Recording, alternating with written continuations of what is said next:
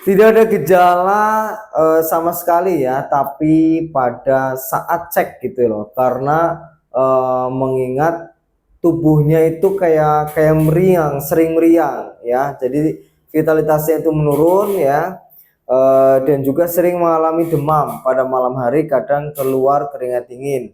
Tapi di area genital tidak ada gejala apapun ya, tidak ada masalah. Nah, kalau sudah seperti itu, apa yang harus dilakukan? Baik, kalau saran saya ya, silakan Anda lakukan cek lab atau cek darah ke rumah sakit. Silakan medical check up, lakukan medical check up. Bagaimana lakukan tes kesehatan, intinya tes tes darah juga. Jadi untuk mengidentifikasi apakah ada penyakit-penyakit tertentu ya. Kalau penyakit menular seksual seperti penyakit sifilis bisa juga tanpa gejala. Ya, jadi bisa juga tanpa gejala, tapi pada saat dicek itu reaktif ya untuk sifilisnya.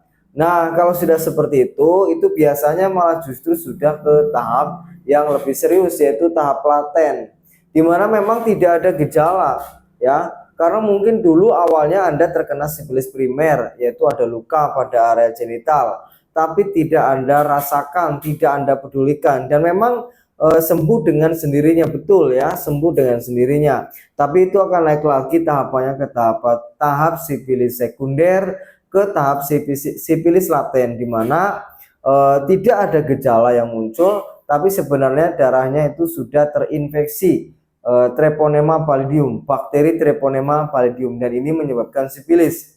Nah, dalam jangka panjang ini bisa menyebabkan rusaknya sel saraf otak ya, rusaknya jantung, dan itu bisa menyebabkan penyakit jantung. Seperti kita tahu, penyakit jantung sangat berbahaya dan sangat mematikan.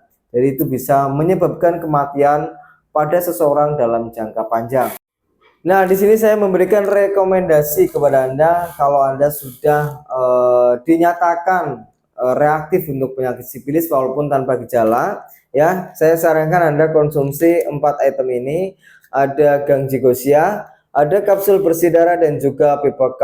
Untuk kapsul bersih darah ini memang diperlukan, fungsinya adalah untuk menuntaskan bakterinya yang terkandung dalam darah. Dan juga gangjigosia ini sebagai obat pokok ya, sebagai pengobatan awal. Kalau terkena sifilis, pengobatannya dengan gangjigosia. Nah, nanti ditambahkan juga dengan kapsul bersih darah untuk menuntaskan bakterinya kalau sudah masuk tahap laten, di mana tidak ada gejala, tapi kalau dicek darahnya ada bakteri Treponema pallidum atau ada infeksi dari penyakit sifilis. Nah, silakan untuk teman-teman, saya doakan mudah-mudahan segera lekas sembuh ya dari penyakitnya dan terhindar dari penyakit yang berbahaya. Terima kasih, salam sehat.